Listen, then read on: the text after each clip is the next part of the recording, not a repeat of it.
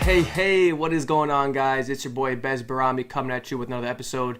This one's a great one. 5 reasons you all are not making money in the stock market. You might have created an account, you might have been a long-term investor, whatever it is, and you're just not getting the returns you want. You're wondering, what am I doing wrong? What am I doing wrong?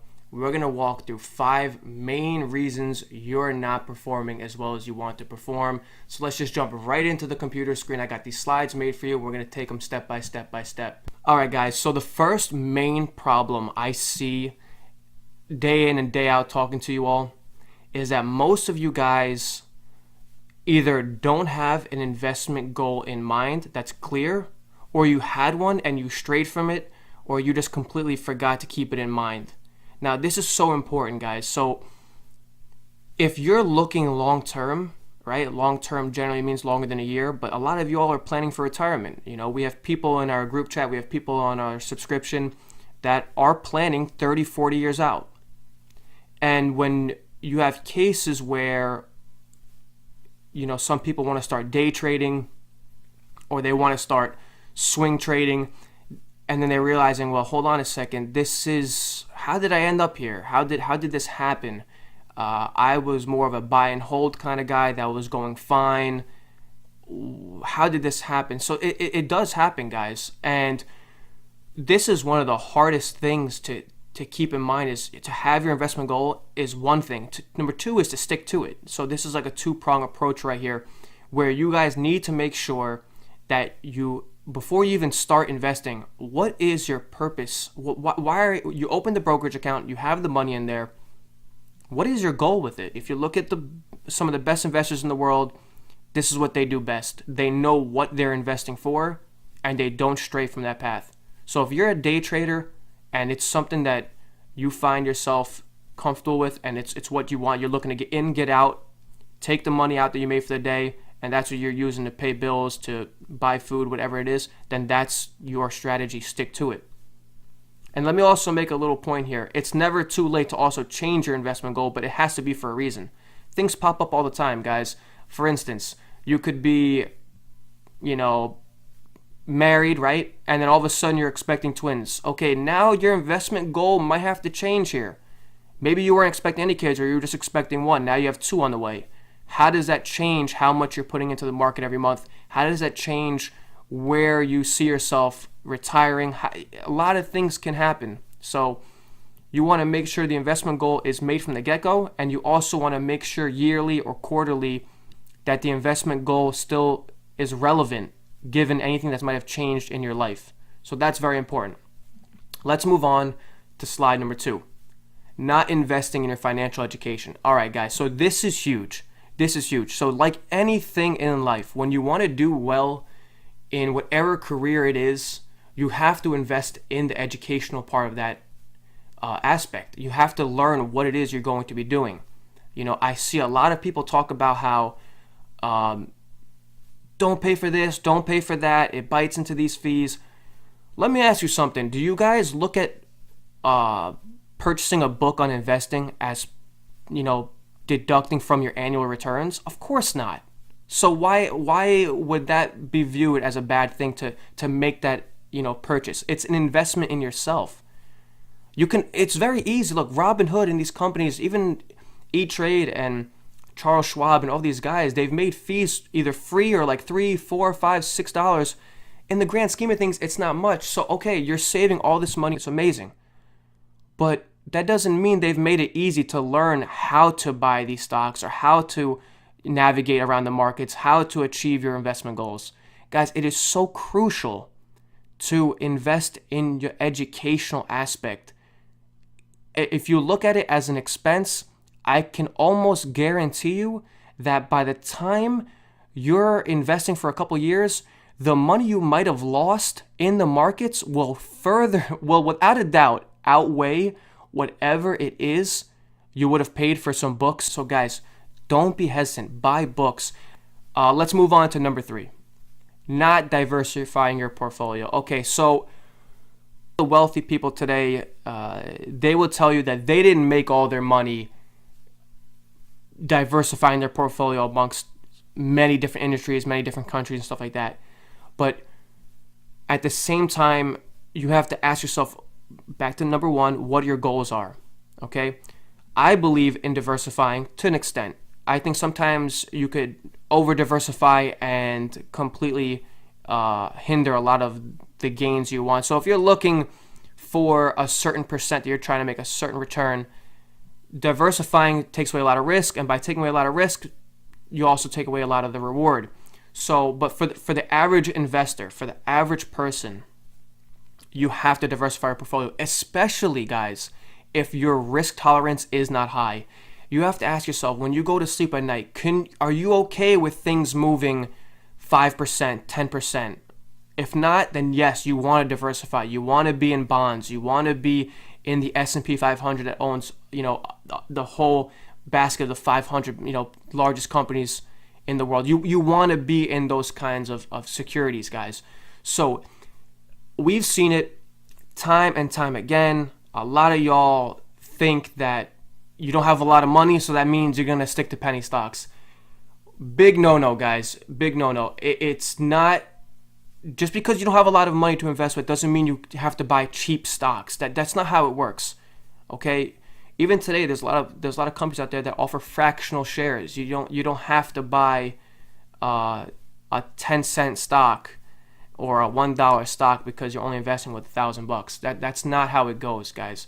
So really, if you're trying to diversify and you don't like risk, it's so important to buy exchange traded funds, ETFs, buy mutual funds, do these kinds of things, especially if you're looking long term.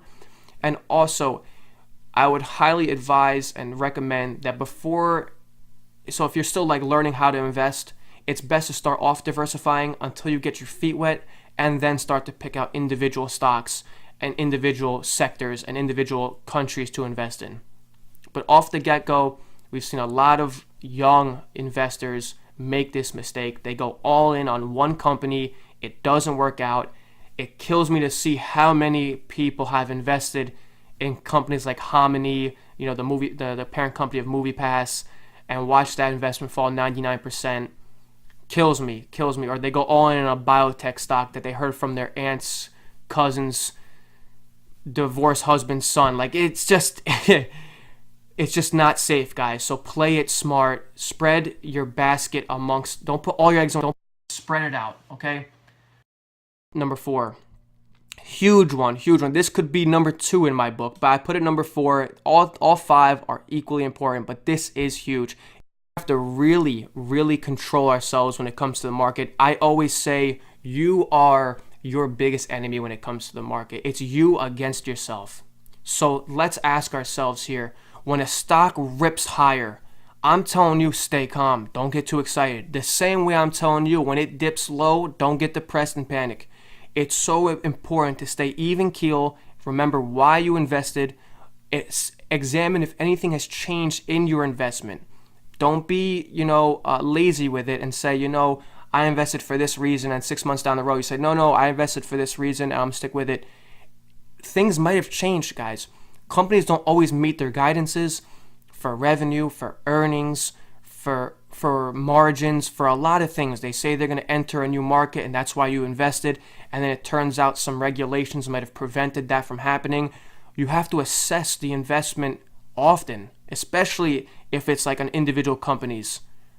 This is so important. And from a grander, a larger scheme, if you zoom out a little bit, if you're investing in the S&P 500 or you're investing in a certain country ETF, examine how that economy is going. Maybe it looked like it was strong, and then something comes along with a change in policy or a change in politics, with regard to who's running the country, who's running the certain central bank of the country, and now your entire investment thesis has completely changed. So make sure the emotions are not getting in the way. You need to be able to turn on a stock in a minute, and you can't at the same time fall in love with it. You have to be even keel, guys. So this is very important. I've seen a lot of guys grow attached. I've seen a lot of people completely lose it all because they were like, I'm going down with the ship. It doesn't have to be that way. I know a lot are also saying, oh, it's falling, I'm just gonna stick with it, or they're so quick to cut it right away. It goes both ways. So stay calm, stay relaxed. That's a huge key to success, especially when investing. Number 5, playing your strengths. A lot of y'all don't do this. I always say this, patience is one attribute I would always recommend to somebody investing. Patience is key. But hey, let's face it, not all of us are patient. I tend to think I am. That's why the Cubefolio, which is our personal portfolio that we have invested in the market, which is around a couple $100,000 right now. Feel free to check that out, guys, on our site at cubewealth.com. By subscribing, you can see what we're invested in and whatnot, what we're playing, what we're shorting, what we're buying. But playing your strengths. Our strength is patience, long-term investing, generally over a year. I have no problem waiting it out. But other people are not patient. They like to get in, they like to get out. So find what works for you. In the beginning, I always advise people to start with a little bit amount of money. You don't have to start with some big change, guys. That's not how it has to be. Things have changed. When I started investing, I was 18 years old. Actually 17, because I used a brokerage account with my dad, so I can open it a little earlier because a lot of them, the restriction's 18. So I actually started at 17 while I was in college, and I didn't start with a lot. It was $1,000. Dad matched that grant, so it was a little bit more. Anytime I put XYZ, Dad matched XYZ back in the day, and that's how I learned. And so I started day trading. I remember when I was investing, I was playing with a lot of those 3 times levered ETNs, ETFs. So for instance, if oil moved 5% a certain direction, this product moved 15%. And I was doing that, and I couldn't handle the stress. I made some money, lost some money. At the end of it, I was like, no, this is not working for me. I'm losing sleep. This is definitely not the route I want to go. And then you play around with it, guys. So that is so important. Play your strengths, and in order to find out your strengths, try new things. Try different things out. If you like to weekly swing, or you just like to buy and hold and, let it sit, let it run its course, that's fine too. No strategy is a bad strategy unless you're not putting any thought into it. So these are the 5 tips, guys. These are the 5 things I've seen over the course of the 8 years I've been in the market.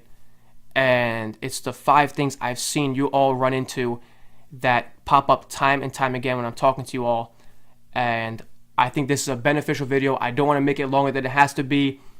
Remember these 5 tips, guys. It will go a super long way. Comment below what your biggest trouble is. Is it one of these 5? Is it something I'm missing? Let me know. I'd love to make more videos on this.